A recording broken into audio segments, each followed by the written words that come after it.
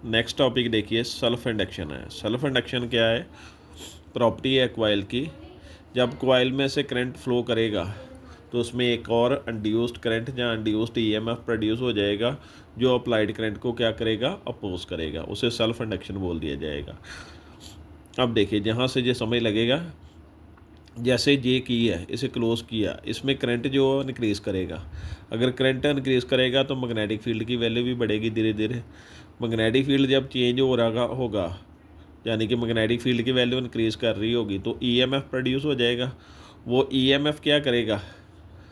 जो applied current है, जो बढ़ रहा है करंट, उसकी वैल्यू को क्या अपोज करेगा, उसकी वैल्यू को कम करने की कोशिश करेगा। और जब की ओपन करेंगे तो इसका करंट जो है डिक्रीज़ होगा, जीरो की तरफ जाएगा।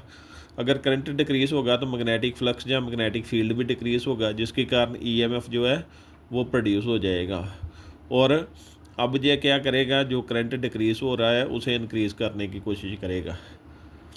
उसके बाद देखिए, सेल्फ इंडक्शन जो है या कोफिशिएंट ऑफ सेल्फ इंडक्शन, उसकी वैल्यू फाइंड करनी है। देखिए, फाई जो है डायरेक्टली प्रोपोर्शनल टू करंट है। जितना ज़्यादा करंट कॉइल में फ़्लो करेगा उतना ज़्यादा फ्लक्स क्या होगा? चेंज होगा कॉइल में। डायरेक्टली से इक्वल टू के साइन में आएंगे तो कांस्टेंट लगाना पड़ेगा, एल लगा दिया। कांस्टेंट वही क्या है? Coefficient of self induction. इसकी डेफिनेशन कैसे बनेगी? आई की वैल्यू 1 डाल दो तो फाई इक्वल टू एल आ जाएगा, और एल इक्वल टू फाई आ गया। कोफिशिएंट ऑफ सेल्फ इंडक्शन किसके इक्वल हो गया? मैग्नेटिक फ्लक्स के इक्वल हो गया, जो एक कॉइल में चेंज होगा जब उसी कॉइल में 1 एम्पेयर करंट जो है वो फ्लो करेगा। ये यूनिट करंट बोल सकते हो।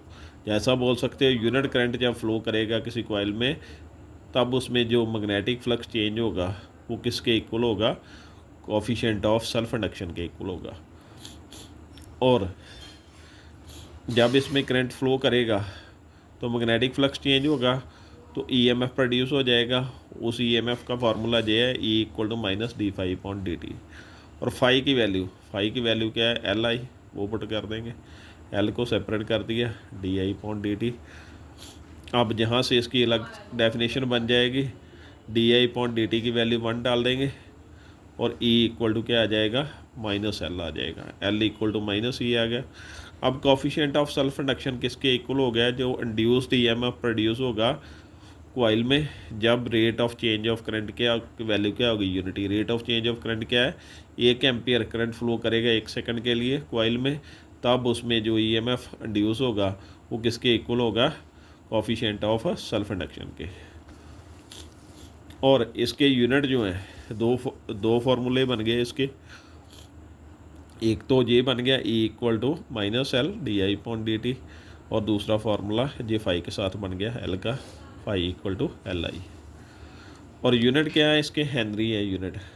एच के साथ नोट करेंगे। इस फार्मूले से भी यूनिट बना सकते हो। एल की वैल्यू जहाँ से फाइंड कर ली इसने, ये इसके नीचे चला गया, क्रॉस मल्टीप्लाई कर ये आ गया। और इसकी वैल्यू 1 हेनरी होगी, इसकी वैल्यू 1 वोल्ट, करंट की वैल्यू 1 एम्पियर, टाइम की वैल्यू 1 सेकंड।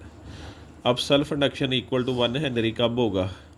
जब rate of change of current की वैल्यू क्या होगी? यूनिट होगी। जब 1 एम्पियर करंट बोल सकते हो, 1 सेकंड के लिए फ्लो करेगा, तब उसी कॉइल में ईएमएफ जो प्रोड्यूस होगा वो किसके इक्वल होगा? 1 वोल्ट के इक्वल होगा। तब उसका जो कोफिशिएंट ऑफ सेल्फ इंडक्शन होगा वो किसके इक्वल होगा? 1 हेनरी। इस फार्मूले से इसके दूसरे यूनिट बना सकते हो, एल इक्वल टू फाई आई, जहाँ से निकाला गया जी एल की वैल्यू, ये इसके नीचे चला गया। फाई के यूनिट क्या होते हैं? वेबर। मैग्नेटिक फ्लक्स के, करंट के एम्पियर, जहाँ से 1 हेनरी की वैल्यू ये बन जाएगी। ये था आज का टॉपिक। Thank you.